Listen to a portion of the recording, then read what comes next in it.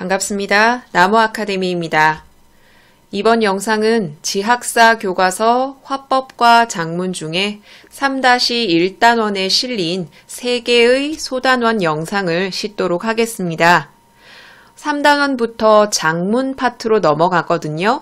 그 중에 3-1단원은 정보를 정리하여 전달하는 작문입니다. 여기에 3개의 소단원이 실려 있어요. 첫 번째로 가치 있는 정보를 전달하는 글, 나를 소개하는 글, 탐구 결과를 보고하는 글. 그 중에 첫 번째, 가치 있는 정보를 전달하는 글, 이것부터 시작해 보도록 할게요. 자, 그럼 이 단원에서 어떤 유형이 많이 출제됐는지 출제 유형 베스트 점검하겠습니다. 역시나 배워서 하기에 실린 활동들을 중심으로 문제 출제됐는데 이 단원에서는 배워서 하기가 4개 제시되거든요. 그 중에 3번째 제시된 활동이 가장 많이 출제됐습니다. 그 활동이 윷놀이에 관한 설명문이었거든요. 이 설명문에서 내용 전개 방법을 묻는 문제가 가장 많이 출제됐습니다. 윷놀이에 관한 설명문 4개의 문단을 섞어서 제시하고 있었죠. 거기에 열거, 정의, 인과, 대조, 비유 이런 표현 방법이 사용되었는데 각 문단별로 묻기도 하고 글 전체적으로 묻기도 하고 일단 내용 전개 방법이 가장 많이 출제됐구나 라고 아시면 돼요. 두 번째로는 배워서 하기 2번째 활동, 토마토에 관련된 여러 가지 자료를 제시하고 특정한 상황을 제시한 후에 이 토마토에 관련된 자료들 중 어떤 걸 이용할 수 있느냐 그것을 묻는 문제가 많이 출제됐습니다. 기타 유형도 있는데 가장 많이 출제된 2가지 유형만 제시해 뒀어요. 아까 말씀드렸던 것처럼 이 단원은 배워서 하기에 제시된 활동이 많기 때문에 이론적인 내용 자체를 묻는 문제보다는 그 활동을 활용한 문제가 더 많이 출제가 됐습니다. 그러면 중단원 도입 부분부터 차근히 공부해 볼게요. 자, 글쓰기라는 것은 목적에 따라서 정보를 수집하고 조직하고 표현하는 일이죠. 이게 거의 모든 글쓰기의 단계예요. 정보 수집, 정보 선정, 정보 조직, 표현. 특히 정보 전달을 위한 글을 쓸 때는 정보의 객관성, 정확성, 풍부성 이런 것들이 중요합니다. 이때 활용할 수 있는 정보는 엄청 많죠. 그런데 그걸 모두 활용하는 것은 가능하지도 않고 불필요하죠. 그래서 글의 목적, 주제, 독자 이것들을 기준으로 가치 있는 정보를 쏙쏙 골라서 조직하고 표현해야 합니다. 그렇게 골라서 표현한 가치 있는 정보를 전달하는 글에 관해서 공부하게 될 거예요. 생각 열기 부분에서는 어떤 여자의 생각, 아이의 생각을 제시하고 이런 자료를 제시합니다. 이 자료들 중에 여자에게 필요한 자료, 이 아이에게 필요한 자료를 선택해 보는 활동입니다. 여자는 빵집을 차려볼까 하고 생각하고 있어요. 그러면 이 여자에게 필요한 자료는 빵집의 수익성에 관련된 자료라든지 빵집을 열 때 드는 비용, 빵집의 유리한 위치 이런 것들이겠죠. 그럼 아래에 제시된 3개의 자료 중에서 정보 2가 필요하겠죠. 적은 자본으로 알찬 수익 보장, 실내 인테리어 비용, 주방 설치비, 공급 인력. 이것은 빵집 창업과 관련된 정보이기 때문에 여자에게 필요한 정보입니다. 이 아이는 갓 나온 빵을 먹고 싶어 라는 생각을 하고 있습니다. 그럼 이 아이에게 필요한 정보는 빵이 나오는 시간이라든지 빵의 종류나 가격에 관한 정보가 필요하겠죠. 그러니까 여기 있는 첫 번째 정보, 3번째 정보가 이 아이에게 필요한 정보라고 할 수 있습니다. 위에 2사람에게 가치 있는 정보는 살펴봤고요. 글을 통해 정보를 성공적으로 전달하려면 어떻게 해야 되냐? 독자가 정보를 정확하고 쉽게 파악할 수 있도록 글을 조직하고 표현해라 라고 이야기를 하고 있죠. 아래쪽의 알기 부분에서는 여러분이 이 단원에서 초점을 둬서 공부해야 하는 내용들을 미리 정리해 뒀어요. 정보 수집의 경로와 방법, 정보를 선별하는 기준, 정보를 조직하는 방법, 이 세 가지가 이 단원의 초점이구나 라고 생각하시면 됩니다. 이거는 아래쪽에 제시가 되어 있기 때문에 아래쪽 공부하면서 살펴볼게요. 자, 그럼 첫 번째 정보 수집하기부터 보도록 합시다. 이렇게 정보를 전달하는 글을 쓰는 순서대로 제시되어 있거든요. 정보 수집하기, 두 번째로 가치 있는 정보 선별하기, 그리고 세 번째로 선별한 정보를 범주화해서 조직하기, 마지막으로는 글쓰기, 이 순서로 제시되어 있습니다. 그럼 가장 먼저 1번에 나온 정보 수집하기 보도록 합시다. 아래쪽에 이론적인 내용이 간단히 제시되어 있고 활동 제시되어 있고 앞에 구성이랑 똑같습니다. 정보를 수집할 때는 일단 내가 왜 이 정보를 수집하는지 목적과 그 대상을 고려해야 합니다. 목적, 독자. 그리고 이 단원에서는 매체를 상당히 중심적으로 보고 있거든요. 매체의 특성에 따라서 수집할 수 있는 정보의 차이가 있겠죠. 그러니까 어떤 매체에서 수집할 것인지 정해야 하고요. 이 매체뿐만이 아니라 다양한 정보 수집 방법을 활용할 수도 있거든요. 정보 수집 방법에는 설문조사나 전문가 면담이나 전문기관 방문 이런 방법이 있죠. 매체와 다양한 정보 수집 방법을 활용해서 정보를 수집해야 한다. 그리고 활용할 수 있는 매체에 책, 사전, 신문, 방송, 인터넷을 들고 있는데 아래쪽에 수민과 정훈의 대화에서 그 아래쪽에 보면 방금 언급한 이 매체들의 특징이 언급되어 있거든요. 일단 두 학생의 대화부터 보도록 합시다. 수민이가 이야기합니다. 넌 윤리적 소비가 뭔지 알아? 정훈이는 잘 모른다고 이야기를 하고요. 그러니까 인터넷으로 검색해볼까 라고 이야기를 합니다. 인터넷을 통해 윤리적 소비를 검색해보고 그 나오는 정보를 가지고 글을 써서 윤리적 소비가 무엇인지 알려주는 정보 전달의 글을 쓰고자 하고요. 그걸 학교 신문 정보란에 올린다는 걸 봐서 예상 독자는 학교 친구들이라는 걸 알 수 있죠. 방금 살펴봤던 이 대화를 제시하고 찾기에 적절한 정보의 종류, 자료의 종류를 묻는 문제가 출제되기도 했거든요. 윤리적 소비의 개념, 실천 사례, 윤리적 소비의 동향, 윤리적 소비의 한계 이런 것들을 수집할 수 있겠죠. 그리고 매체에 관해서 묻는 문제가 꽤 많이 출제됐거든요. 그래서 각 매체의 장단점은 확실히 알고 가셔야 됩니다. 자, 책이라는 매체는 풍부한 정보를 얻을 수 있죠. 그런데 자료 수집할 때 오래 걸려요. 그 다음 사전은 어떤 대상에 관한 설명, 뜻 같은 걸 명백하게 규명할 수 있는데 양이 풍부하지 않아요. 특히 방금 언급했던 사전에는 정보의 양이 풍부하지 않다 이거를 바꿔서 사전을 통해 풍부한 정보를 얻을 수 있다. 이런 내용으로 틀린 선지로 많이 출제됐습니다. 신문은 최근 동향을 알아볼 수 있고 검색도 쉬운데 편향되거나 과장된 정보가 있을 수 있기 때문에 비판적으로 보아야 합니다. 방송은 생생한 동영상 자료를 얻을 수 있고 쉽게 검색할 수 있는데 책에 비교해서 깊이 있는 정보를 얻기는 힘들다. 각 매체의 특성 반드시 알고 계셔야 됩니다. 자, 이런 매체의 특성을 파악해서 수집하고자 하는 이러한 정보를 어느 매체를 통해서 얻을 수 있고 그 이유는 무엇인지 이 표와 관련된 문제도 출제가 됐기 때문에 정지 버튼 누르시고 이 부분 읽어보셔야 됩니다. 자, 그 다음은 정보를 수집했으면 선별하는 활동을 해야겠죠. 자, 선별해야 하는 이유는 목적, 주제, 독자에 따라서 정보의 가치가 달라지기 때문에 선별하는 일이 중요합니다.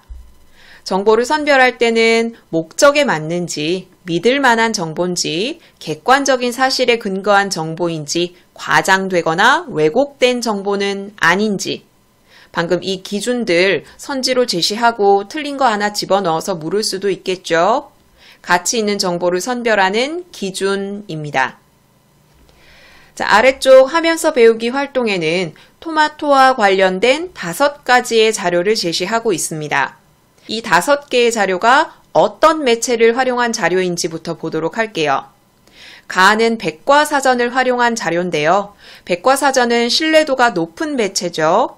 그런데 이 백과사전을 만든 출판사가 믿을 만한 곳인지를 확인해야 합니다.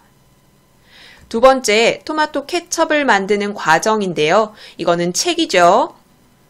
책도 신뢰도가 높은 매체입니다. 하지만 그 책을 쓴 저자, 책을 출판한 출판사의 신뢰도도 고려해야 합니다. 세 번째 자료는 뉴스거든요. 방송 매체죠. 방송 역시 신뢰도가 높은 매체인데 그 방송을 싣는 방송사의 신뢰도를 고려해야 합니다. 네 번째 자료는 블로그, 인터넷 매체에 실린 자료거든요. 블로그는 개인적인 의견이나 주장이 담길 수 있기 때문에 반드시 그 내용을 절대적으로 믿지 말고 공신력 있는 다른 매체, 책이나 사전 같은 그런 매체와 비교해 보아야 합니다. 마지막은 전문가의 의견입니다. 전문가의 의견 역시 신뢰도가 높은데 그 전문가의 수준이나 능력 같은 걸 고려해야 돼요. 방금 살펴본 이것도 매체의 특징으로 문제에 자주 언급이 됐으니까 일단 각 자료가 어느 매체에 실렸는지, 매체에 따른 특성과 주의점은 무엇인지 반드시 알고 있으셔야 됩니다. 첫 번째 자료에서는 토마토의 여러 가지 효과에 대해서 설명하고 있어요. 제목을 통해서도 알 수 있죠. 토마토의 효용성, 토마토의 장점에 관한 글이고요. 두 번째는 토마토 케첩을 만드는 방법, 내용 전개 방식 중에 과정의 방법을 활용하고 있죠. 세 번째 자료는 같이 먹으면 좋은, 토마토와 음식 궁합이 좋은 다른 식품에 대해서 소개하고 있어요.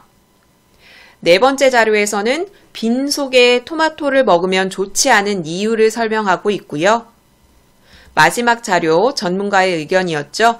여기서는 토마토를 조심해야 하는 사람, 그리고 토마토를 먹으면 좋은 사람, 이 사람들에 관한 정보를 제시하고 있어요. 자, 이런 정보를 제시하고 특정한 상황을 제시한 후에 어느 자료를 활용하는 게 좋겠는가, 이런 식의 문제가 출제됐습니다. 토마토를 건강하게 먹는 방법. 자, 이것에 관련된 글을 쓰려고 해요. 그러면 어느 자료를 활용하면 좋을까요? 가는 토마토의 장점을 얘기했을 뿐 토마토를 어떻게 건강하게 먹을 수 있는지에 관한 정보는 없거든요. 토마토를 건강하게 먹는 법에 관한 글을 쓰기 위해서는 다 자료가 필요하겠죠. 토마토와 음식 궁합이 좋은 다른 식품을 제시하고 있기 때문에 이거랑 같이 드세요, 이거랑 같이 드세요 라고 쓰는데 활용할 수 있겠죠. 또 토마토를 싫어하는 친구에게 정보를 전달하는 글을 쓰고 싶어요. 그러면 가 자료를 활용할 수 있겠죠. 토마토는 이래서 좋아, 이래서 좋아 하고 친구에게 정보를 전달할 수 있겠고, 나의 자료들을 활용할 수 있겠죠. 너 토마토 싫어하니까 이렇게 케첩을 만들어서 먹어봐 라고 말할 수 있습니다. 다이어트를 하려는 친구에게 글을 쓰려고 하면 어느 자료를 활용하면 좋겠습니까? 가 자료를 활용하기 좋겠죠. 가의 뒷부분에는 토마토가 다이어트의 제격이다 라고 말하고 있기 때문에 이 부분 정보를 활용해서 정보를 전달하는 글을 쓸 수 있어요. 이렇게 쏙쏙 골라서 쓰시거나 선택할 수 있겠죠. 자, 세 번째는 선별한 정보를 범주화해서 내용 조직하기입니다. 자, 내용을 조직하는 방법에 여기 여러 가지를 제시하고 있거든요. 나열 구조, 순서 구조, 비교 대조 구조, 문답 구조, 인과 구조, 문제 해결 구조. 그런데 이렇게 조직 방법에 대해서 묻기보다는 내용 전개 방식에 대해서 더 많이 물었어요. 여기 노란색으로 표시한 부분 있죠? 여기가 내용 전개 방식이 드러난 부분인데 각 단락에 어떤 내용 전개 방식이 쓰였는지 반드시 아셔야 되고요. 또 윷놀이에 관한 이 글은 글의 순서대로 제시되어 있지 않고 순서를 섞어 놨거든요. 그래서 만약 처음, 중간, 끝으로 내용을 구성한다고 할 때 처음과 끝에 어떤 내용이 들어갈 수 있는지, 중간 부분에 어떤 내용이 들어갈 수 있는지 알아두셔야 합니다. 윷놀이에 관련해서 정보를 전달하는 글이에요. 대부분 처음 부분에는 그 단어의 개념 같은 걸 제시하죠.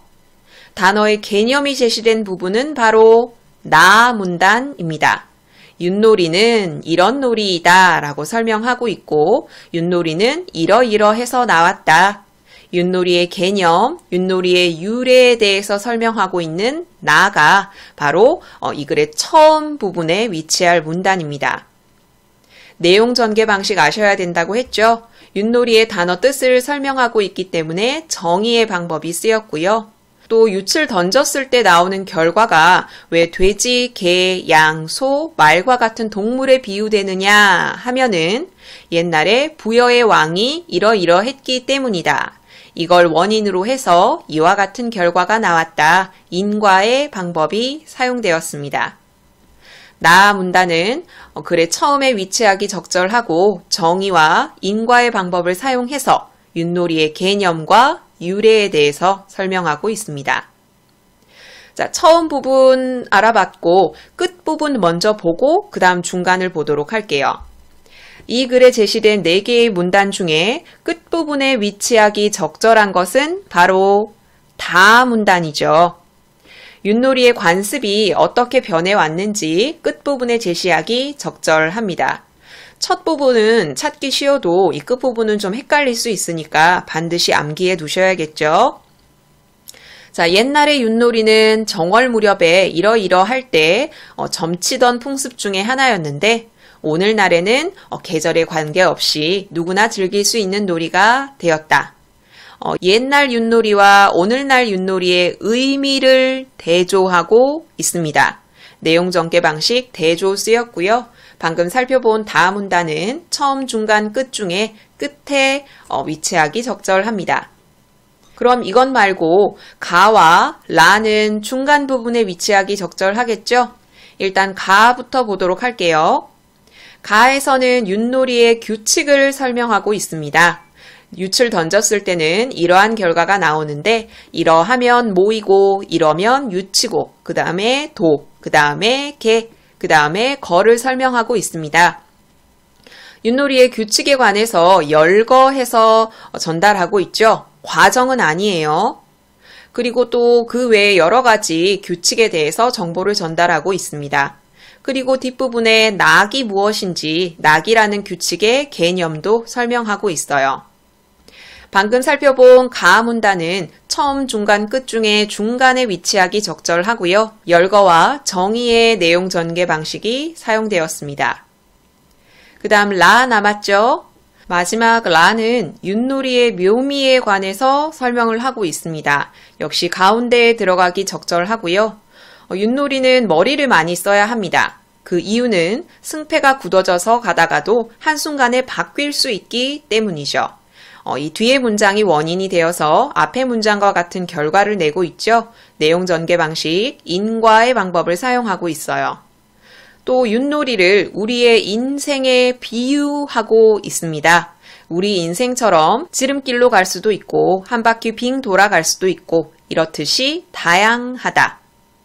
라 문단은 가운데 위치하기 적절한 문단이고요. 인과와 비유의 설명 방법을 사용해서 말을 쓰는 묘미를 논리적이고 구체적으로 설명하고 있습니다. 자, 마지막으로는 정보를 전달하는 글을 쓰는 활동이죠. 정보를 전달하는 글은 객관적이고 정확하게 써야 되고요. 함축적인 문장은 사용하지 않는 게 좋습니다. 또 지시어나 접속어나 연결 표현 같은 것들을 적절히 사용해서 유기적으로 연결해야 하고요. 보조자료를 사용하거나 제목이나 소제목을 활용하거나 차례를 제시하거나 이끄는 글을 제시하거나 하면 효과적으로 정보를 전달할 수 있다는 거죠. 아래쪽에는 심장 충격기에 관한 정보를 전달하는 글이 제시되어 있습니다. 일단 이 심장 충격기에 관한 글에 잘못 사용된 단어와 문장이 하나 있어서 그 부분 먼저 보고 난 후에 구체적으로 보도록 할게요. 일단 단어 선택이 잘못된 부분이 바로 응급처리라는 부분이죠.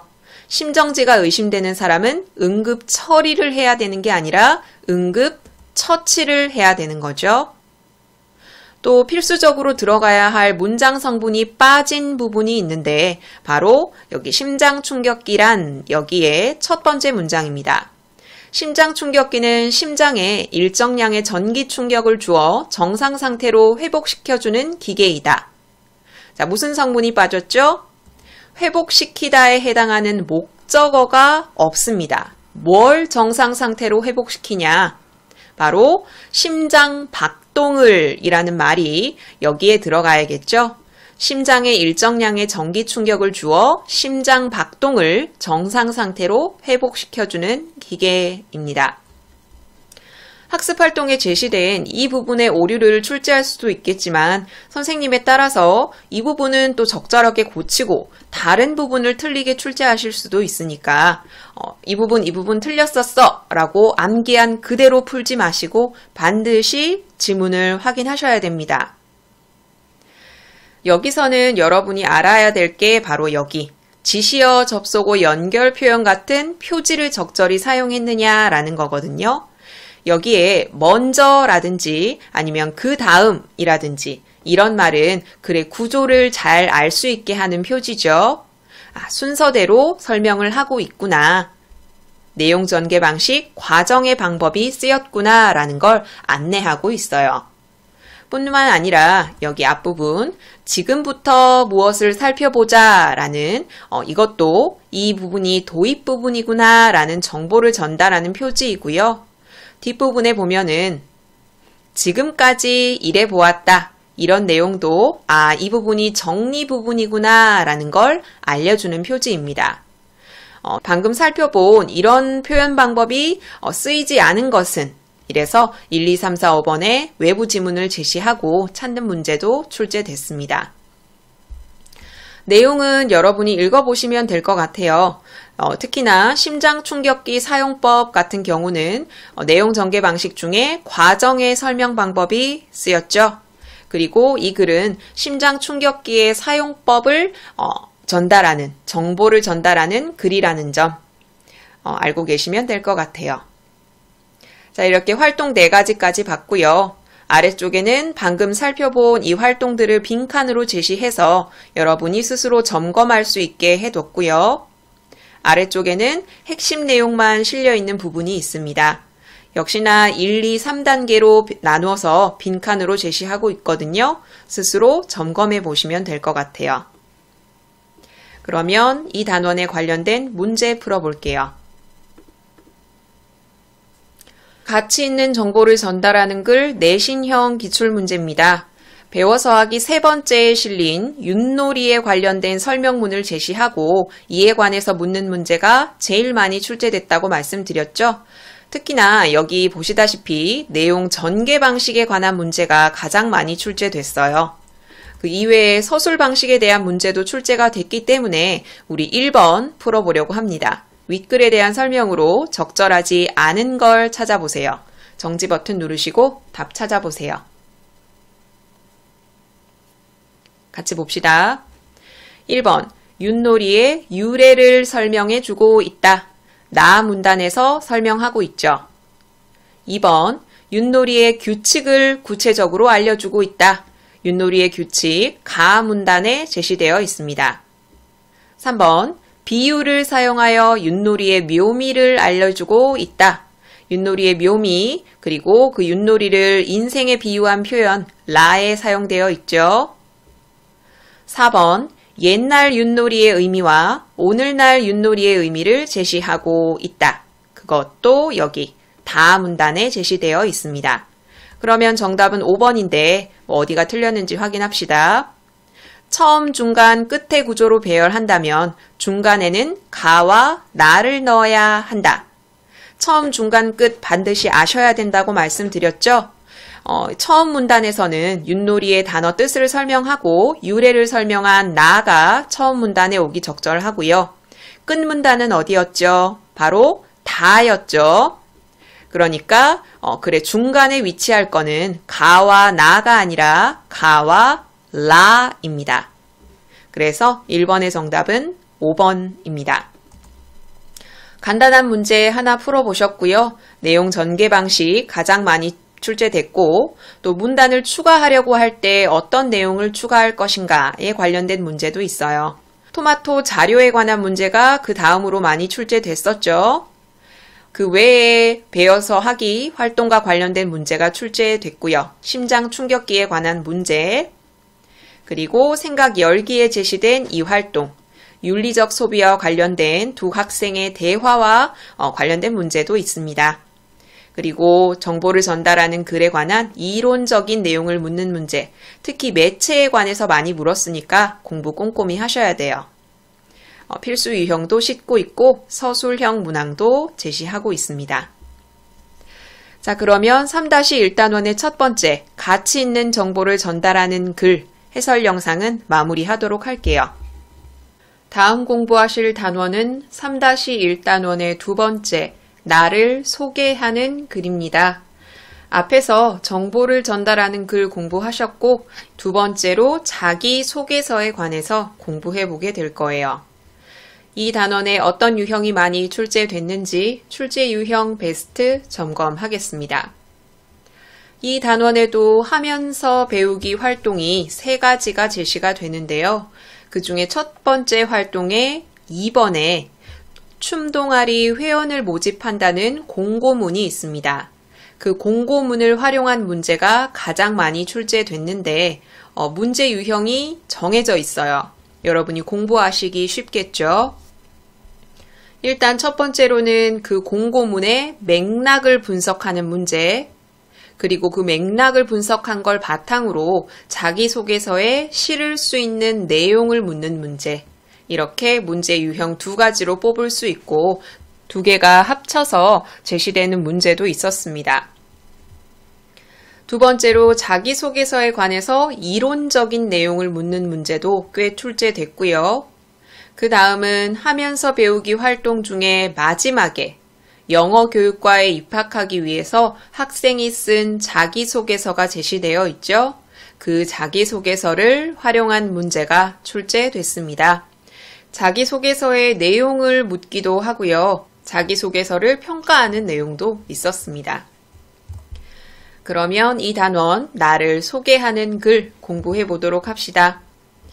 중단원 도입 부분에서는 자기를 소개하는 글에 대해서 간략히 제시하고 있습니다. 자기를 소개하는 글을 써야 되는 경우가 많죠. 진학을 위해서나 취업을 위해서나 동아리 가입을 위해서. 그래서 이렇게 자기를 소개하는 글을 쓸 때는 장문 맥락을 고려해야 합니다. 장문 맥락이란 목적이나 독자나 주제를 들 수 있죠.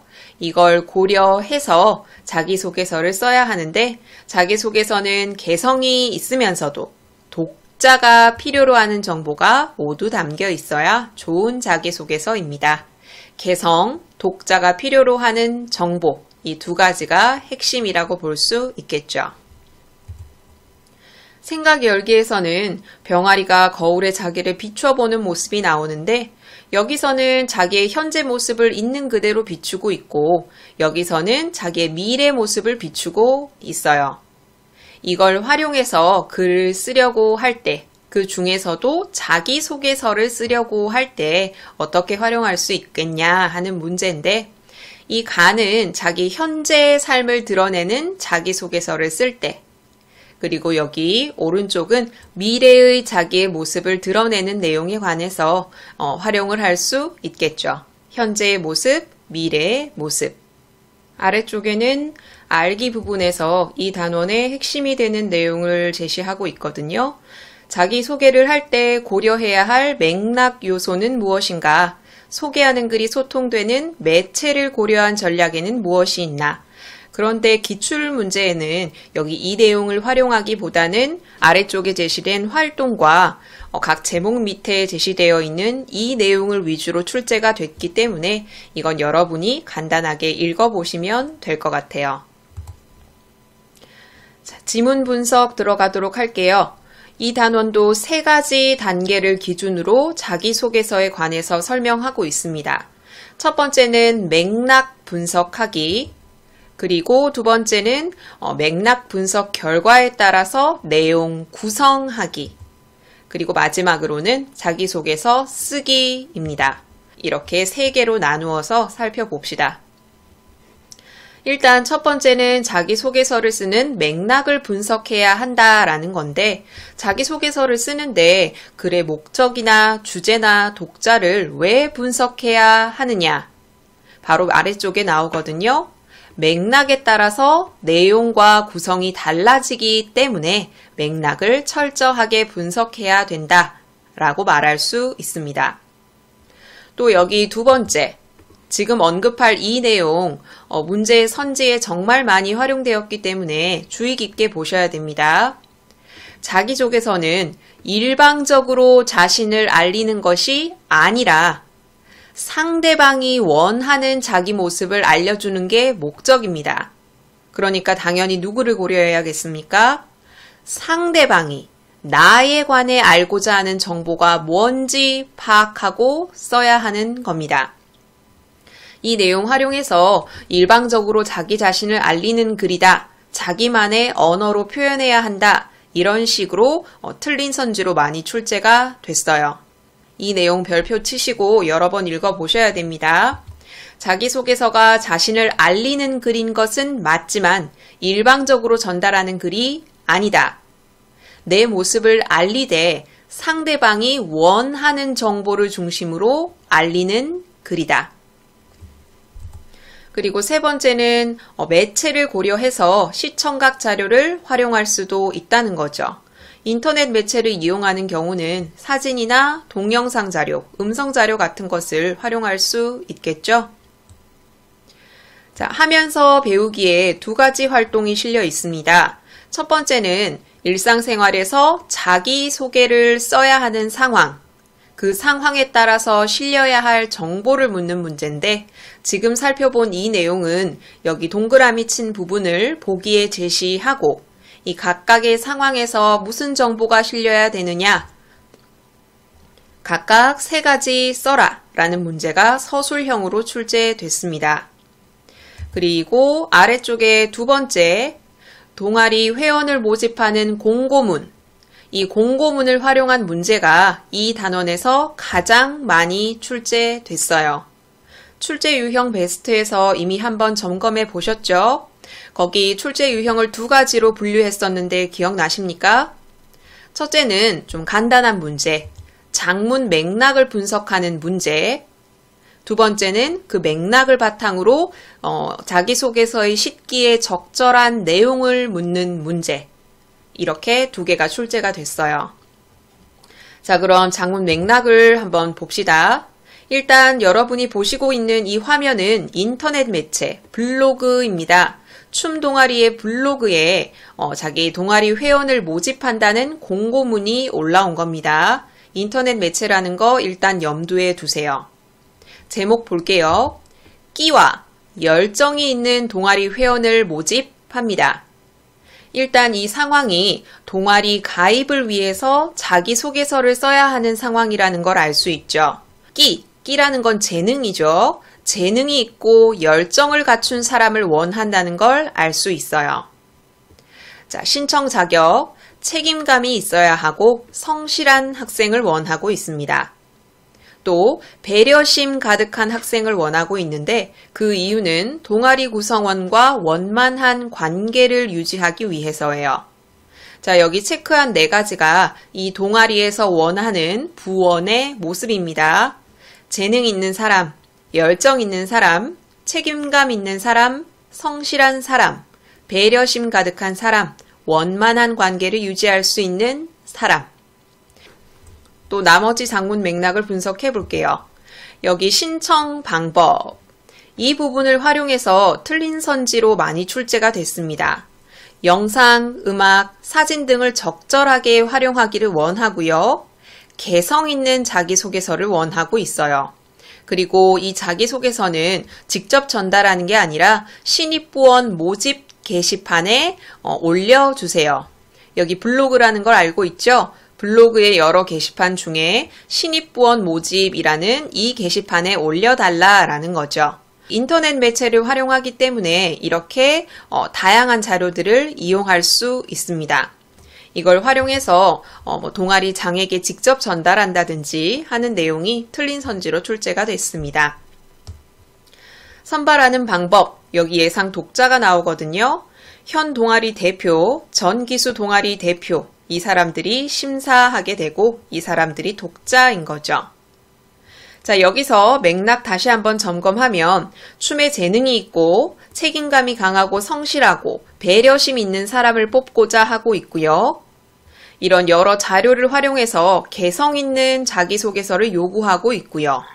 자기소개서는 동아리 블로그 게시판에 올려야 합니다. 자, 그럼 이것에 맞게 내용을 구상해야겠죠. 이게 두 번째 유형이었어요. 앞에 언급했던 내용들을 충족할 수 있는 내용을 실어야겠죠. 춤에 대한 끼와 열정을 드러낼 수 있는 사례를 제시하거나 내가 춤을 추는 모습을 동영상으로 찍거나 아니면 춤을 추는 사진을 제시할 수 있겠죠.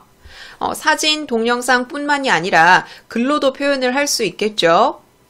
그리고 책임감 있고 성실한 걸 드러내기 위한 경험을 제시할 수도 있고요. 그리고 자기가 동아리 구성원과 원만한 관계를 유지할 수 있는 배려심이 있다라는 걸 드러내기 위해 봉사활동 경험을 언급할 수 있고 또는 내 친구들과 같이 찍은 사진을 같이 첨부할 수 있어요.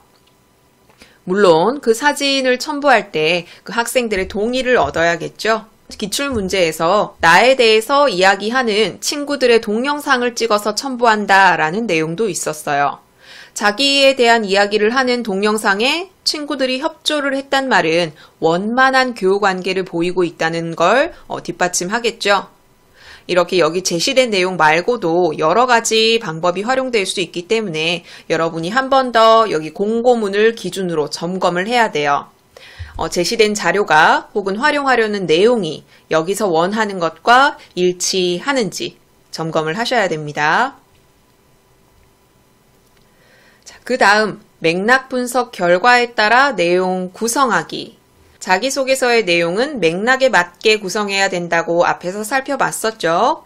또 일반적으로 기업에 취업하거나 대학교에 진학하기 위한 자기소개서를 쓸 때가 많은데 기업이나 대학교에는 그들이 원하는 인재상이 있죠.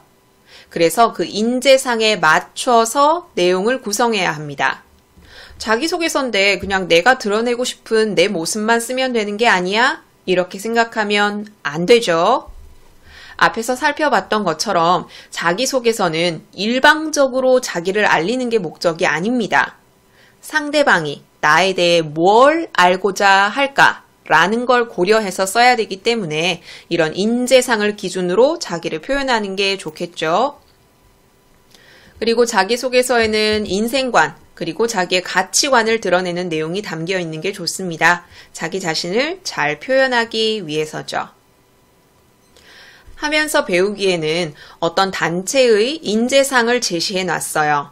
그럼 내가 이 단체에 들어갈 때 어떤 내용을 자기소개서에 넣는 게 좋을까?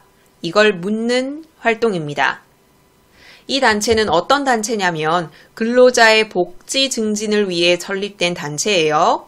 고객, 효율, 미래 이것을 중심으로 해서 원하는 인재상 볼게요. 첫째, 따뜻한 가슴으로 고객을 섬기는 사람. 둘째, 끊임없이 자기 개발을 하면서 전문성을 갖춘 사람.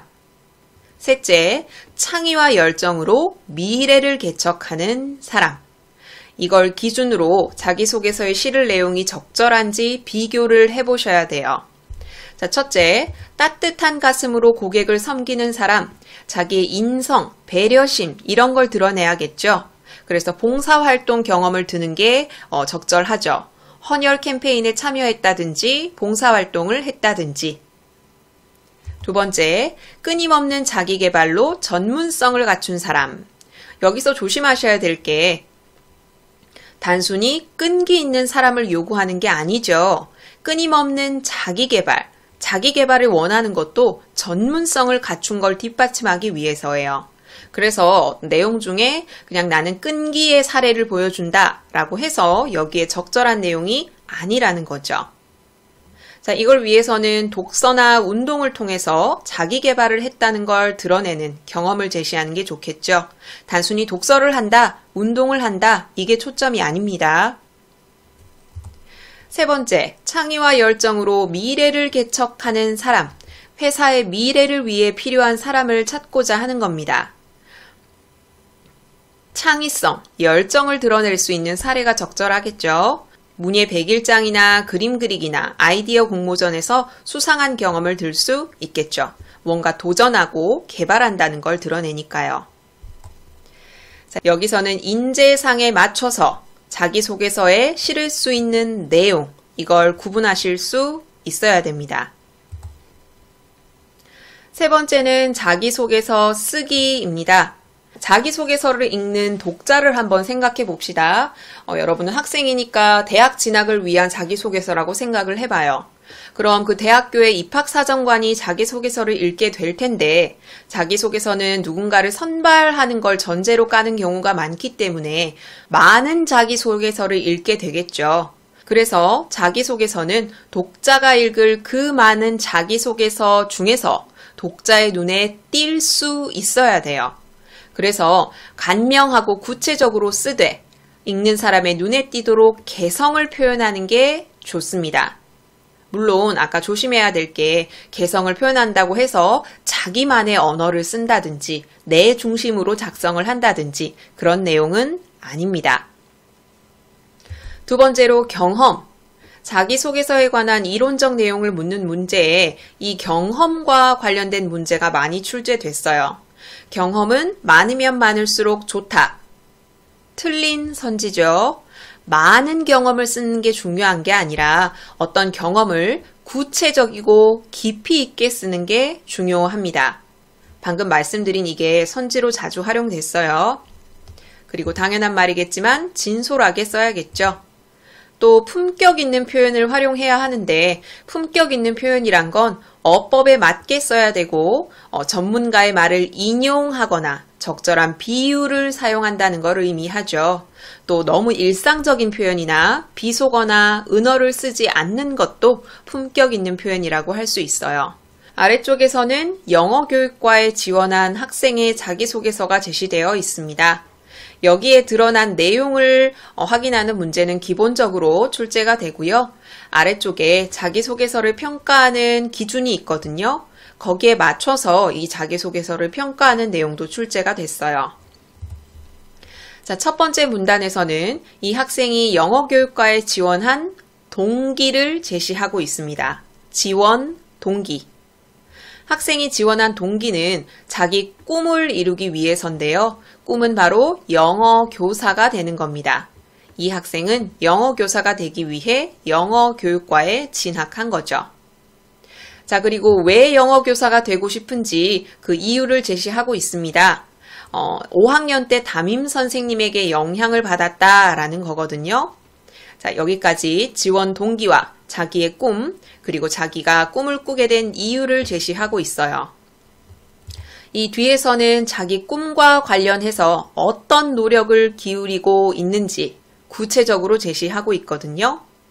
첫 번째는 영어 선생님들의 수업 방식, 특히 문법을 지도하는 방식, 회화가 부족한 학생을 지도하는 방식, 영어 선생님들의 수업 방식에 관심을 기울였고요. 또 두 번째, 영어 수행 평가를 할 때 다른 친구들을 열심히 도왔습니다.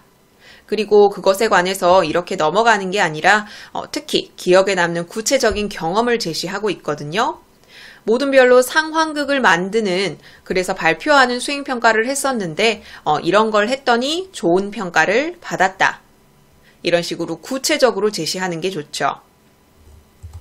또 봉사활동에 관한 경험을 제시하고 있습니다. 그리고 봉사활동을 한 경험을 했으면 그걸로 그치는 게 아니라 거기서 뭘 알게 됐는지 항상 깨달은 점을 쓰라고 이야기를 하거든요. 자, 그게 있는지 확인하셔야 돼요. 이런 봉사활동을 통해서 봉사와 나눔은 일방적인 게 아니라 상호적인 거구나. 이걸 알았다. 깨달은 점도 같이 구체적으로 제시하고 있죠. 여기에서는 영어 교육과에 입학 후에 어떤 공부를 하고 싶은지 계획을 제시하고 있어요. 교사의 꿈을 이루기 위해 영어 실력을 기를 거고요. 또 심리학이나 상담 기법도 공부하고 싶고 또 어학 연수도 가고 싶다라고 이야기를 하죠. 입학 후에 학업 계획도 제시되어 있습니다. 그리고 마지막 부분에서는 전문가의 말을 인용해서 품격 있는 표현을 하고 있죠. 교육의 목적은 기계가 아니라 인간을 만드는 데 있다라고 인용을 해서 제시하고 있고요. 이걸 좌우명으로 삼아서 마음속엔 인성을, 머릿속엔 지성의 씨앗을 뿌리는 교사가 되기 위해 노력할 것이다. 이런 자기 모습은 여기 영어 교육과에서 바라는 모습일 것이다 라고 말하고 있습니다. 자, 이 자기소개서 내용은 지금 읽어보면서 점검을 하셨고 이걸 평가하는 내용이 출제됐다고 말씀드렸죠. 자기소개서를 평가하는 기준 보도록 할게요. 이거는 아래쪽에 핵심 내용을 실어놓은 부분이거든요. 장문 맥락을 파악했는지, 내용이 구체적인지, 개성이 있는지, 어법에 맞고 품격 있는지, 이게 바로 자기소개서를 평가하는 기준인데요. 자, 지금 여러분이 한번 평가해 보세요. 방금 살펴봤던 자기소개서는 장문 맥락을 반영하고 있습니까? 장문 맥락 중에 목적을 한번 생각해 보세요. 아까 자기소개서의 목적이 대학 진학이었죠? 그 대학 진학과 관련해서 내가 어떻게 학업에 노력을 기울였는지, 관련된 경험은 무엇인지, 내 진로 계획은 어떠한지 똑바로 제시하고 있죠? 그래서 반영했다고 볼 수 있어요. 두 번째, 내용이 구체적으로 진술되었는가? 영어 수행평가와 관련해서 구체적인 경험, 또 봉사활동 경험도 구체적으로 싣고 있죠. 그 다음 세 번째, 개성 있게 작성하였는가? 이거 조심하셔야 돼요. 자, 이것은 별로 좋게 평가하기가 힘들죠. 물론 나쁜 자기소개서는 아닌데 자기 경험에 관한 서술, 깨달은 점 이것에서 학생의 개성이 드러난다고 보긴 힘들어요. 너무 평범하다는 거죠. 그래서 개성을 보여주기에는 부족하다라고 평가할 수 있습니다. 마지막, 어법에 맞고 품격 있게 작성하였는가? 어법에 어긋난 표현도 없었고 너무 일상적인 표현이나 가벼운 표현이나 비속어나 유행어나 이런 걸 쓰지 않았죠. 그래서 마지막 조건도 좋게 평가할 수 있어요. 개성이 부족하다라는 걸 제외하고는 무난하고 괜찮은 자기소개서라고 평가할 수 있습니다. 아래쪽에는 방금 배운 내용들 빈칸으로 제시해서 스스로 공부할 수 있게 해뒀고요. 방금 살펴본 거 핵심 내용이고 핵심 내용 역시 1, 2, 3단계로 나눠서 빈칸으로 제시하고 있습니다. 그럼 2단원 문제 하나 풀어볼게요. 나를 소개하는 글 내신형 기출 문제입니다. 가장 많이 출제된 게 여기 춤 동아리에서 부원을 모집하는 공고문을 활용한 문제라고 말씀드렸죠. 1번 문제는 끊겨 있으니까 2번 풀어보도록 합시다. 자기소개서의 맥락을 분석한 내용으로 적절하지 않은 걸 찾으셔야 합니다. 맥락 분석 문제에 나온다고 말씀드렸죠. 정지 버튼 누르시고 답 찾아보세요. 같이 봅시다. 1번, 춤에 재능과 열정이 있는 사람을 동아리 회원으로 모집하고자 함.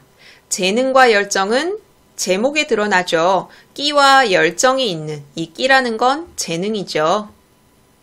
2번, 자기소개서를 쓴 후에는 이를 동아리 블로그 게시판에 올려야 한다. 이 부분 여러분이 꼭 이 지문에서 맞는지 확인하셔야 돼요. 지금 풀고 있는 이 부분은 교과서에 실린 내용을 그대로 실었는데 여기 신청 방법 같은 걸 변형해서 출제하시기도 하거든요. 그러니까 배운 내용이 그대로 나올 거라고 생각하시지 마시고 꼭 확인을 하셔야 됩니다. 동아리 블로그 게시판에 올리는 것 적절합니다. 3번 영상, 음악, 사진 등을 적절히 활용한 개성 있는 자기소개서를 요구한다. 여기 신청 방법에 나오죠. 이걸 적절히 활용하고 개성 있는 자기소개서를 작성해 달라. 4번 책임감 강하고 성실하고 배려심이 가득한 사람을 선발하고자 한다. 신청 자격에 다 나와 있죠. 책임감, 성실, 배려심. 정답은 5번이죠. 동아리 공연에서 보일 수 있는 자신의 능력과 활동을 객관적으로 자기소개서 내용에 포함해야 함. 이 춤 동아리에 들어가면 동아리 공연을 하겠죠. 자신의 능력과 활동을 보여준다. 자기의 능력은 끼와 열정에 넣을 수도 있어요. 그런데 자기소개서는 자기가 자기에 관해서 소개하는 글이에요. 객관적으로 소개하기가 힘들죠. 그런데 이런 내용을 객관적으로 자기소개서에 담아라 라는 건 적절하지도 않고요. 여기 맥락에 드러나지도 않습니다. 그래서 2번의 답은 5번입니다. 여기 1, 2, 3번이 모두 여기에 맥락을 분석하는 문제고요. 그리고 자기소개서를 쓸 때 구상한 내용 이런 식으로 나온다고 말씀드렸죠. 그리고 자기소개서에 관해서 이론적인 내용을 묻는 문제. 자기소개서 내용을 제시하고 위와 같은 글이라는 유형으로 이론적인 내용을 묻기도 합니다. 마지막에 제시되었던 영어교육과에 입학하기 위한 학생의 자기소개서를 활용한 문제도 출제됐고요. 생각 열기에 나온 이 부분, 그리고 중간에 어떤 단체의 인재상을 제시하고 여기에 입사하기 위해 실어야 할 경험, 그 외에 교과서 외의 지문을 제시하고 해석하는 문제도 출제가 됐습니다. 그러면 3-1단원의 두 번째, 나를 소개하는 글 해설 영상은 여기서 마무리하도록 할게요. 다음 공부하실 단원은 3-1단원의 세 번째, 탐구 결과를 보고하는 글, 보고서에 관해서 공부하게 되겠습니다. 3-1단원, 정보를 정리하며 전달하는 작문, 이 단원이 마무리되게 되고요. 이 다음에는 의견을 펼치며 설득하는 작문에 대해 공부하게 되실 겁니다. 3-1단원의 마지막, 보고하는 글에 어떤 유형이 많이 출제됐는지 출제 유형 베스트 점검할게요. 이 단원에서는 하면서 배우기 활동에 남한산성에 관해서 탐구 보고서를 쓰는 과정이 제시되어 있죠. 대부분 화법과 작문에는 이런 하면서 배우기 활동에 관해서 묻는 문제가 많이 출제되는데 이 단원은 하면서 배우기 활동 말고 보고하는 글 자체의 이론적인 내용을 묻는 문제가 더 많이 출제됐습니다.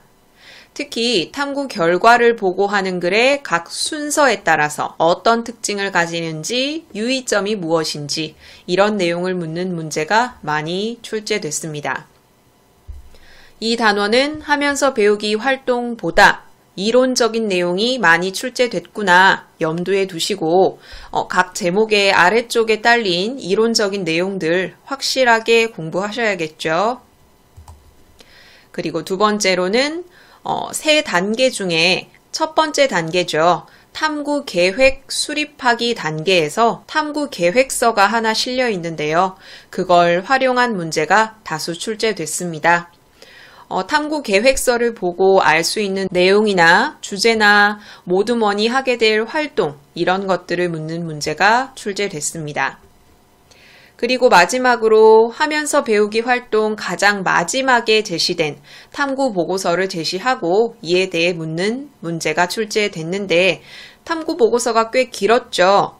탐구 보고서의 세세한 내용을 묻는 문제는 사실 이 단원의 초점이 아니거든요. 이 보고의 주제, 목적, 필요성, 의의 이런 것들이 있는지 없는지 그걸 판가름하실 수 있으면 될 것 같아요. 그러면 본격적으로 들어가 보도록 할게요. 중단원 도입 부분은 보고하는 글에 관해서 간략하게 설명하고 있는데 뒤에서도 나오겠지만 여기서도 핵심 내용이 하나 실려 있어서 이거 보도록 할게요. 탐구 내용을 보고하는 글은 반드시 드러내야 할 것, 특히 신경 써야 할 것이 있는데 그게 바로 탐구의 절차와 결과입니다. 이 내용을 묻는 문제가 많이 출제됐으니까 반드시 실어야 할 요소가 절차, 결과 이 두 개라는 것 염두에 두시고 우리 생각열기부터 보도록 할게요. 생각열기에서는 여기 배워야 할 중심적인 내용을 간략하게 제시하고 있거든요. 자, 이 두 학생의 대화는 크게 중요하지 않고요. 탐구 보고서에 어떤 내용이 써야 하는가, 탐구 보고서에 들어갈 수 있는 내용에는 주제, 절차, 탐구 방법, 탐구 결과, 소감, 참고 자료, 출처 이것들이 있구나. 이게 선지에 제시되고 다른 게 하나 들어왔을 때 여러분이 분간해낼 수 있으셔야 돼요. 두 번째는 탐구 보고서에 쓸 내용을 마련하는 방법. 간접조사와 직접조사로 나뉘죠. 간접조사는 매체를 활용하는 거거든요. 책을 찾아볼 수도 있고 사전을 찾아볼 수도 있고 방송, 인터넷 이런 매체를 활용하는 간접조사가 있고요. 그 다음 직접 자기가 뭔가를 알아보는 건 모두 직접조사겠죠. 현장 답사, 면담, 설문조사 이런 것들이 직접조사입니다. 알기 부분에서는 세 가지 질문을 던지고 있거든요. 탐구 계획은 어떻게 수립하나? 여기 밑에 보고서를 쓰는 과정 중에 첫 단계죠. 탐구 계획 수립하기. 그것에 관해 묻고 있고요. 두 번째는 보고서에서 꼭 다루어야 할 내용이 무엇인지, 보고서를 쓸 때 중요한 요소가 무엇인지 한번 읽어보시기 바랍니다. 우리는 지문 보도록 할게요. 이 단원은 보고서를 쓰는 과정에 따라 세 가지로 분류해서 보고 있죠. 첫 번째, 계획 수립하기. 두 번째, 자료를 조사하고 정리하기. 그리고 세 번째, 가장 마지막이죠. 탐구 결과를 보고하는 글 쓰기. 탐구 계획 수립하기에서 할 수 있는 일, 묻는 문제에서 뒤에 단계에서 해야 할 일을 틀린 선지로 제시하기도 했으니까 여기 제목 아래쪽에 실린 이런 내용들이 각각 어떤 단계에 해당하는지 반드시 알고 있으셔야 돼요. 자, 그럼 첫 단계 탐구 계획 수립하기 보도록 합시다. 이거에 관해서 이론적인 내용을 싣고 있고 하면서 배우기에는 탐구 계획서를 제시하고 있어요. 이 탐구 계획서에 관한 내용이 빈출 유형 두 번째로 나왔었죠. 자, 이론적인 내용 먼저 보도록 합시다. 보고서는 내용을 정확하게 보고하는 것이 중요하기 때문에 무엇을 왜 보고하는지 분명하게 정해야 됩니다. 보고 대상이 무엇인지, 보고하는 목적이 무엇인지 반드시 정해야 한다는 거죠. 보고서의 주제는 이런 요건을 갖추어야 합니다. 가치 있어야 하고요. 흥미있는 내용이어야 하고, 실질적이어야 하고, 구체적이어야 한다. 가치, 흥미, 실질, 구체. 여기 흥미는 선지에 나왔을 때 보고서의 주제가 왜 흥미가 있어야 돼? 라고 생각하기 좋으니까 주의 깊게 봐두세요. 흥미 있는 내용도 보고서의 주제를 결정하는 요건 중에 하나입니다. 그 다음 탐구 계획을 수립하는 과정이 나오는데 탐구 계획을 수립할 때 가장 먼저 해야 되는 게 뭐냐라고 묻는 문제가 출제됐거든요. 가장 먼저 주제와 목적을 정해야 합니다. 그리고 조사 항목, 시기, 방법 등에 관해서 세부 계획을 세워야 하고요. 마지막으로 탐구 계획서를 작성해야 합니다. 이게 전체 보고서 쓰는 단계가 아니라 탐구 계획을 수립하는 세 단계입니다. 주제와 목적 정하고요. 기타 세부 계획 정하고요. 그리고 계획서를 작성합니다. 이 계획서는 보고서가 아니에요. 보고서는 최종적으로 작성하는 거고 계획서는 탐구 계획에 관한 글이죠. 자, 그럼 하면서 배우기에 제시된 탐구 계획서 볼게요. 문제가 우리 지역의 역사적 유물을 탐구해서 보고서를 제출하라는 과제를 받았다. 그래서 남한산성에 대해서 보고서를 쓰려고 한다라고 생각하고 계획서를 제시하고 있습니다. 계획서에 뭐가 있어요? 탐구 주제가 있고요. 목적이 있고요. 계획이 있죠. 자, 여기 탐구 계획 세울 때 가장 먼저 해야 될 게 주제와 목적을 정하는 거였으니까 당연히 탐구 계획서에는 탐구 주제와 목적이 반드시 있어야 합니다. 자, 탐구 주제는 남한산성의 역사적 의미. 자, 탐구 목적에는 일단 왜 남한산성의 역사적 의미에 대해서 보고서를 쓰려고 하는지 그 배경을 제시하고 있고요. 탐구 보고서의 목적을 정확하게 제시하고 있습니다. 자기 지역에 남한산성이 있는데 남한산성은 유네스코 세계문화유산으로 지정이 됐어요. 또 영화를 통해서도 많이 알려졌습니다. 그런데 남한산성에서 있었던 역사적 사건, 이것에 대해서 정확히 아는 사람들이 많지 않다. 그래서 일단 이 모듬원들은 우리 학교 학생들이 남한산성에 대해 얼만큼 아는지 조사하고 다양한 매체 혹은 현장 답사를 통해서 남한산성의 역사적 의미를 살펴보고자 한다. 이걸 통해서 학생들에게 남한산성의 역사적, 문화적 가치를 알려주고자 하는 게 목적이죠. 그리고 탐구 계획을 간단하게 싣고 있는데 조사 기간, 조사 방법을 명시하고 있습니다. 탐구 계획서는 빈출되었기 때문에 세세한 내용도 아셔야겠지만 일단 크게 먼저 보세요. 어떤 내용이 탐구 계획서에 실리고 있는지 그걸 먼저 보신 후에 세세한 내용을 공부하시는 게 좋습니다. 자, 그리고 아래쪽에 이 조사 방법을 결정하기 위해 대화를 나누고 있죠. 은영이는 탐구 주제에 대해서 우리 학교 학생들이 얼마나 이해하고 있는지를 점검하고 싶어 해요. 그러면 은영이는 설문조사 방법을 활용하는 게 좋겠죠? 영민이는 남한산성에서 있었던 역사적 사건에 대한 전문가의 의견을 알고 싶어 합니다. 그러니까 전문가와 면담을 하거나 아니면 텔레비전에 나온 방송 프로그램을 조사할 수 있겠죠. 거기에 전문가의 의견이 포함될 수도 있으니까요. 그리고 세라는 현재 남한산성의 모습을 알고자 합니다. 현재의 모습을 알기에 가장 좋은 건 현장 답사하기겠죠. 그리고 연수는 남한산성을 소재로 한 다양한 콘텐츠를 알고 싶어 합니다. 다양한 콘텐츠를 빠르게 알기 위해서는 관련 정보들, 이렇게 다양한 매체를 활용해서 간접 조사하는 게 좋겠죠. 여기 각 학생이 활용할 수 있는 조사 방법을 묻는 문제가 출제됐기 때문에 은영이는 무엇을, 영민이는 무엇을, 세라는 무엇을, 연수는 무엇을 이용하는 게 적절한지 알고 있으셔야 됩니다. 여기까지 첫 번째 단계 탐구 계획 수립하기였고요. 두 번째 자료를 조사하고 정리하기 단계 보도록 합시다. 자료를 조사하고 정리할 때는 여러 가지 방법을 사용해서 기록하고 적어두는 게 좋겠죠. 자, 일단 탐구할 내용의 성격에 따라 조사 방법을 정하고 또 세부 과제에 따라 실행을 해야 합니다. 그리고 자료를 수집해야겠죠. 자료 수집 방법에는 직접 조사와 간접 조사가 있는데 그 구체적인 예에 무엇이 있는지 한번 더 봐두세요. 간접 조사는 매체를 이용하는 거고 직접 조사는 매체를 거치지 않고 말 그대로 직접 몸으로 조사한다는 거죠.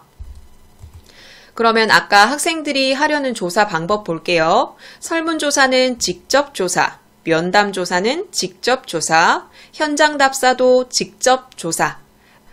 남한산성에 대한 다양한 콘텐츠에 대해 알기 위해 이러한 매체를 활용해서 조사하는 이 마지막 방법만 간접 조사에 해당합니다.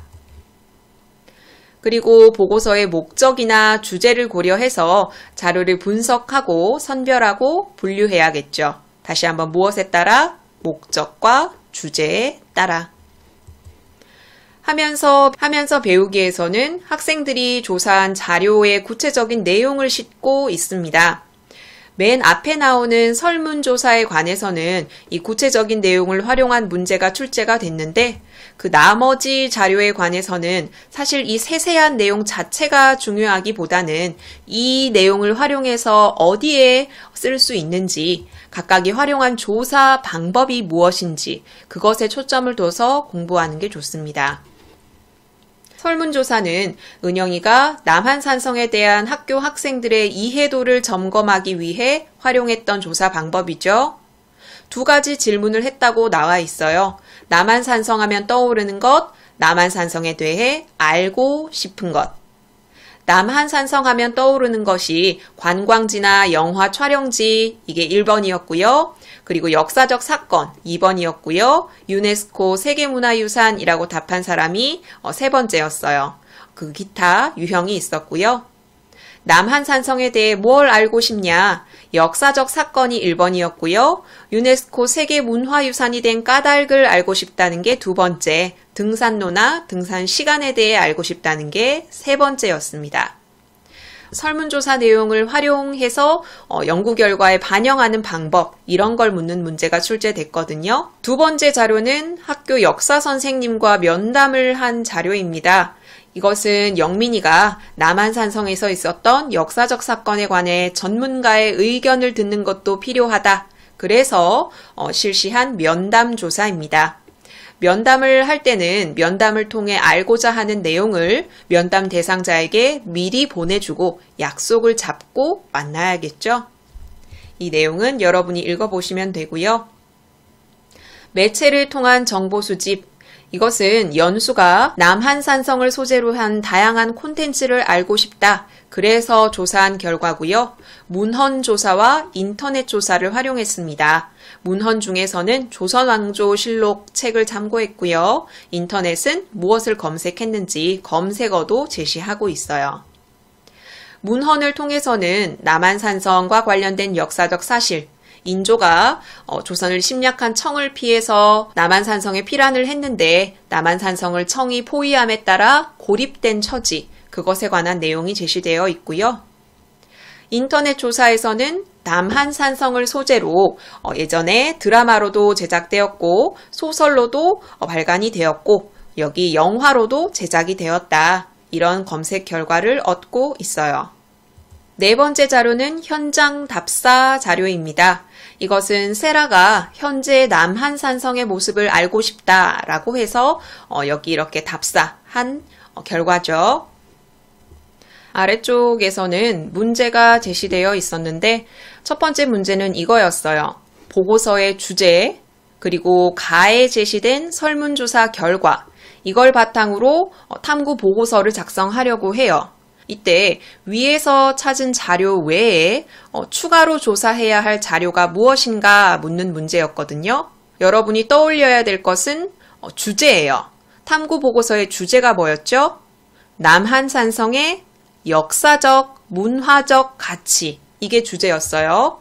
그런데 아까 살펴봤던 이 자료들을 통해서 알 수 없는 게 바로 뭡니까?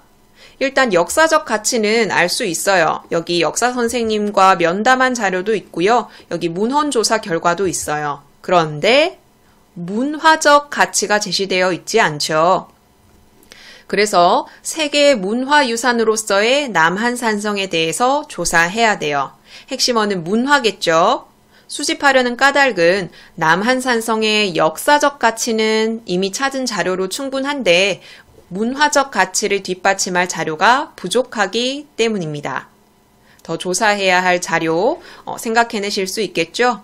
직접 이걸 쓰라는 문제도 출제가 됐기 때문에 반드시 기억하셔야 합니다. 아래쪽에는 나 자료와 다 자료를 정리한 내용이 나와 있어요. 이거는 여러분이 읽어보시면 될 것 같아요. 그럼 세 번째 단계 보도록 합시다. 세 번째는 탐구 결과를 보고하는 글쓰기입니다. 탐구 보고서에 특히 잘 드러나야 하는 요소 두 가지 기억나십니까? 절차와 결과, 그리고 통계 수치가 포함된 자료 같은 건 도표나 그래프로 제시하는 게 좋고, 또 구체적인 사물, 장소, 활동은 그림이나 사진 자료를 이용하는 게 좋다. 보조자료를 적절히 활용해야 한다라는 거죠. 그리고 보고서는 정보 전달을 목적으로 하기 때문에 정확한 용어, 간결한 문장, 명료하고 사실적인 표현을 사용하는 게 좋습니다. 미사여구나 수식하는 표현은 보고서에 필요하지 않죠. 그리고 자료의 출처를 밝히고 정확하고 객관적인 사실을 전달해야 합니다. 아래쪽에 탐구 보고서 제시되어 있습니다. 위 보고서에 드러나지 않는 내용은 보고서의 목적, 보고서의 의의, 보고서를 쓰게 된 배경 이런 식으로 제시했을 때 뭐가 있고 뭐가 없는지 구분하실 수 있어야 돼요. 자, 앞부분에 주제, 작성자, 작성일, 모둠원 밝히고 있고요. 첫 번째는 보고서의 목적과 의의를 밝히고 있는데 자, 여기에서는 탐구 보고서를 쓰게 된 목적, 과제를 선택한 까닭 이것을 써야겠죠. 여기 이 보고서를 간략히 제시하고 각 부분에서 써야 할 내용, 여기 물결친 부분, 이 부분을 쓰라는 문제가 서술형으로도 출제됐기 때문에 각 부분에서 뭘 써야 되는지 암기하고 있으셔야 됩니다. 여기 앞부분에서는 내가 탐구보고서를 쓰게 된 목적을 제시하고 있죠. 남한산성에 관한 자료를 조사하고 역사적 의미를 탐구해 보기로 했고요. 자, 이걸 통해서 학생들이 남한산성 건축물에 담긴 역사를 알고 가치를 제대로 인식했으면 좋겠다라고 이야기하고 있습니다. 탐구 방법도 구체적으로 제시하고 있죠. 탐구 방법에는 조사 방법, 조사 기간, 조사 내용 이 세 가지를 담아야 합니다. 설문조사, 면담조사, 매체 자료조사, 현장 답사 했고요. 그리고 마지막에 보면 자료 정리를 언제 했는지도 제시하고 있어요. 여기 매체 자료 탐구 방법 중에 현장 답사 옆에 자기가 답사한 곳의 지도를 제시하고 있는데 실제 시험지에는 이런 시각자료, 보조자료를 생략하고 제시하는 경우가 많고요. 그 보고서를 보고 추가할 수 있는 자료에 뭐가 있다라고 이야기할 때 이런 시각자료에 대해서 언급하는 경우가 많습니다. 보고서에 이런 지도를 싣게 되면은 남한산성이 어떻게 배치되어 있는지 성곽 안에 남아있는 건물들, 자, 이런 위치 같은 걸 알 수 있겠죠. 독자의 이해를 도울 수 있습니다. 자, 그럼 여기 3번 한번 보도록 할게요. 아래쪽에 보면은 개관 옆에 사진 자료를 활용하고 있는데 남한산성의 사진이죠. 이 사진 자료를 제시하면 남한산성이 이렇게 생겼다. 실제로 보는 것 같다. 현장감을 줄 수 있습니다. 개관에서는 남한산성의 위치 그리고 길이 같은 걸 구체적인 수치를 사용해서 설명하고 있고요. 남한산성과 관련된 역사적 사실을 간략히 제시하고 현재 여러 가지 콘텐츠의 소재로 이용되고 있다. 이 뒤에 자료를 통해 알게 된 내용을 간략하게 개관 부분에서 제시하고 있습니다. 두 번째는 남한산성에 관한 우리 학교 학생들의 인식, 아까 설문조사 결과를 제시를 하고 있는데 글로도 제시하고 있고 그래프로 요약적으로 제시하기도 하고 있어요.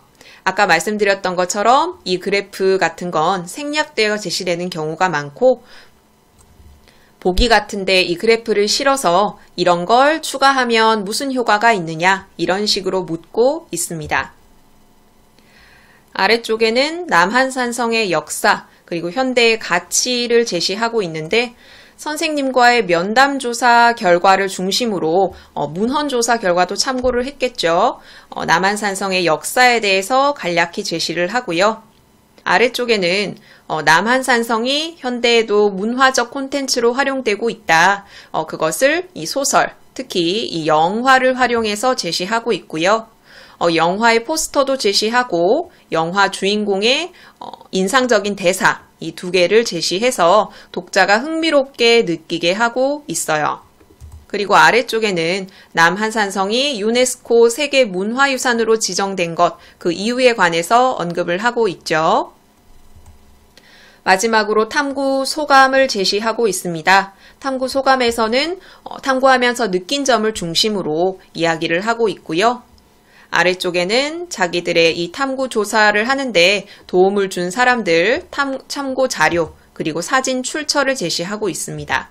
자, 이렇게 이런 사람들, 이런 자료의 출처를 밝히게 되면 이 보고서가 정말 객관적인 사실을 바탕으로 했구나 라는 걸 드러내기 때문에 보고서의 신뢰성을 높일 수 있겠죠.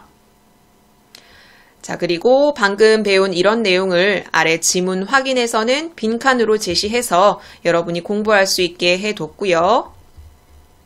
그리고 그 아래쪽에는 핵심 내용 정리된 부분이 있고 역시 빈칸으로 제시해서 여러분이 점검할 수 있게 해놨습니다. 그러면 2단원 문제 한번 풀어볼게요. 탐구 결과를 보고하는 글 내신형 기출문제입니다. 이 보고하는 글에 관한 이론적인 내용을 묻는 문제가 가장 많이 출제됐다고 말씀드렸죠.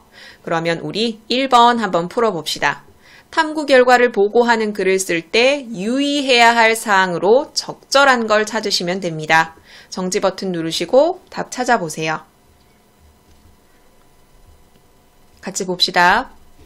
1번, 모호하거나 장황한 표현보다는 간결하고 명료한 문장을 쓰도록 한다. 1번부터 답이 나왔죠. 보고하는 글은 그 내용에 대해서 모르는 사람에게 정보를 전달하는 글이기 때문에 모호한 표현, 장황한 표현보다는 간결하고 명료한 표현을 사용하는 게 좋죠. 2번, 조사 항목, 시기, 방법 등에 대한 세부 계획은 글을 쓰기 시작할 때 수립한다. 이때의 글이란 보고서겠죠. 보고서를 쓸 때 세부 계획을 세우는 게 아니라 언제 세부 계획을 세웠었죠? 가장 첫 단계. 탐구계획 수립하기 단계에서부터 이런 항목들을 정해야 돼요. 3번, 보고서의 내용이 정확해야 하므로 결론에 맞추어 내용을 수정한다. 이 내용이 틀린 선지로 꽤 많이 활용됐어요. 4번, 보고서의 주제는 흥미로운 내용인지를 최우선으로 한다. 보고서의 요건 기억나세요? 가치 있고 흥미 있어야 되고 실질적이고 구체적이어야 합니다. 그 중에 흥미가 들어가긴 한데 흥미가 최우선이 될 수는 없겠죠. 5번, 탐구 절차와 체계는 글쓴이가 알고 있으므로 자세히 밝혀 적을 필요는 없다. 탐구 절차나 체계 같은 걸 제시를 해야 되죠. 그래서 1번의 답은 1번입니다. 이 외에도 각 단계별로 묻는 문제도 출제가 됐고, 그리고 이런 계획서를 제시하고 계획을 세울 때 먼저 해야 할 일, 혹은 보고서를 제시하고 위와 같은 글이라는 형태로 이론적인 내용을 묻는 문제도 출제됐습니다. 여기도 똑같이 위와 같은 글이라고 제시되어 있죠. 그리고 탐구 계획서를 활용한 문제 그 다음으로 많이 출제됐고요. 또 보고서를 제시하고 보고서 내용에 대해서 묻는 문제도 당연히 출제가 됐습니다. 그 기타 유형도 싣고 있고 서술형 문제도 제시되어 있어요. 그러면 3-1단원의 세 번째 탐구 결과를 보고하는 글 해설 영상 마무리 짓겠고요. 3-1단원 전체 정보를 정리하며 전달하는 장문 해설 영상도 마무리하도록 하겠습니다. 이 모든 자료는 나무 아카데미 홈페이지에서 이용하실 수 있습니다. 구독 버튼 누르시면 나무 아카데미에서 제공하는 양질의 자료들 제공받으실 수 있습니다.